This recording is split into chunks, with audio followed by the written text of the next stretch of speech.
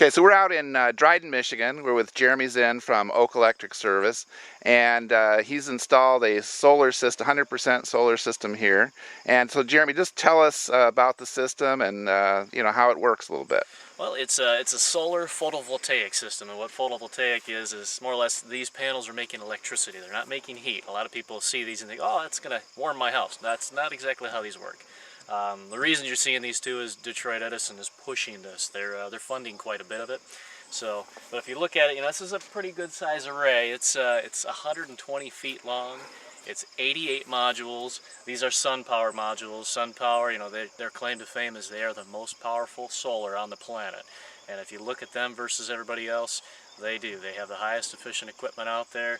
That's why our homeowner chose these guys, and I'm glad to be a dealer for them. But a lot of the panels you see, they're kind of a cobalt blue. These ones are all black. So if you look at architects like this, because this blends in. Certain roofs, you won't even see it. But what ends up happening is all these panels on a sunny day, obviously that's somehow we got the cloudiest day of the year, but on a sunny day, these are going to create quite a bit of power. But even on a cloudy day, if we went up there right now, the meter probably would be spinning backwards. Even a cloudy day, it still creates power. And one of the misconceptions is it has to be sunny all the time to make this feasible. That's not the case. If we go to Germany, Germany is #1 in the world for solar power.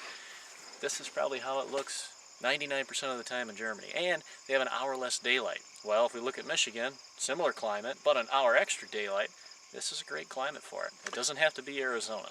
So tell our readers how the numbers work out. How much the system costs. I know there's a tax credit now, both from the state and the federal government, right? Actually, there isn't anything on the state level for PV, okay, photovoltaics, but what you have, the big push is the DTE Solar Currents program. And how that works is, a system like this, you're going to get money back about 60 days after you do the install, plus you're going to get money each month. So what ends up happening is, let's say you did a 5 kW solar system. A 5 kW, that's about the average for us.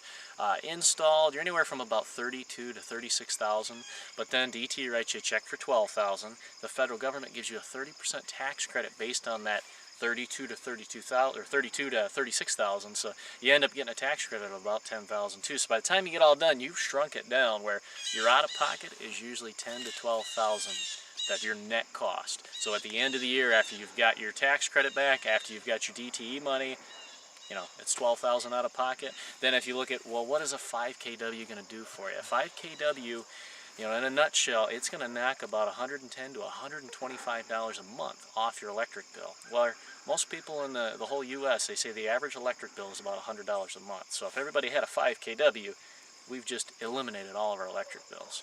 So, I put up a system on my house November last year, and I kind of wanted to be one of the first to do it because I realized what a great program it was. And at the same time, if I'm going to try to sell this to people, well, if I can show them, hey, this is my house, I did it last November, here's my electric bill, why not? When do you know when those programs expire? Is there a date set up?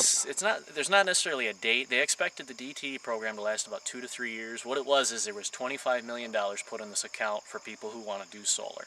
That money is constantly going. If you look at the first 6 months, I think they used about $1 million.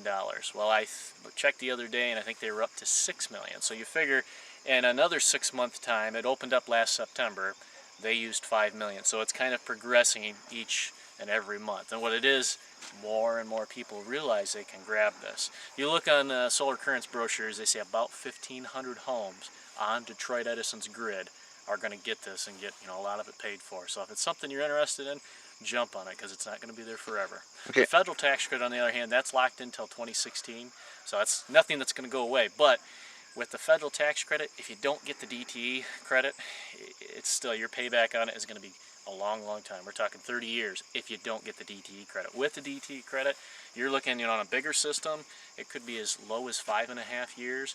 On a small system, 1 kW to 3 kW, payback time is usually about 9 to 10 years. That's on a system that lasts well over 40 years. If you look at the inverters right on their website, they've done testing, and they feel that the inverters on this equipment will last over 100 years.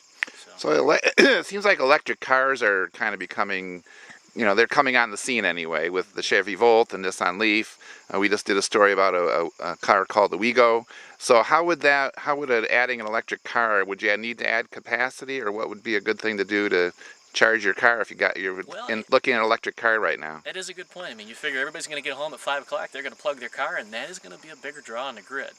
Well, what's going to end up happening is if you get that car, you actually want to get a separate meter for the electricity that you're charging your car with because you get a better rate. Well, at the same time, you'll have a bigger charger that does it at a 240 volt versus just plugging it into a 120 volt outlet. It charges it quicker. Well, then go a step further. If you put solar up on your roof, literally the way this program works, Detroit Edison would pay you to drive around town. And it's as crazy, but call me if you have any questions on it because I'll show you how it works. More or less what they do is they're going to pay you to produce the power for yourself. So this comes in, goes to the house, he gets 11 cents a kilowatt hour for everything that is produced. Rolls through a meter, he gets paid for that. Then that same power now goes into his house, he uses it. So it's like he's getting it twice. Well, it's the same thing. If you're sending this up to the house to put into your car, literally DT is paying you to drive around town. How can it get any better than that? Okay, so your company is Oak Electric Service. What kind of an area do you cover as far as territory? I mean, solar, we will go all over the state. We're out of Waterford. You know, most of our work with solar has been, you know, out this way towards Dryden. We've done a lot of solar out in Ann Arbor, but those are areas that pick it up first because you get a lot of people that are kind of green-minded, where now we're starting to see more and more calls coming into areas like Rochester, Birmingham, Bloomfield, because you know what, you can put this on a neighborhood, a home, you can put it right there in the middle of anywhere you want. Maybe you can't do a 20 kW out back in a field, but you can still put it up on your roof. That's what I've got at my house. I live in a neighborhood, but I've got solar on the front of my house. And people say, oh, what does it look like? These are not the old heat modules that I talked earlier about that kind of tilt off your house and they're kind of ugly. No, these ones, I mean, they lay flat against your roof. You can get them in cobalt blue, you can get them in black, so depending on what type of shingle you have, it may match the roof. Or maybe it's going to be on the backside facing south and no one will ever see it. So it's absolutely feasible even in a neighborhood. A lot of people say, oh, my subdivision won't let me do this.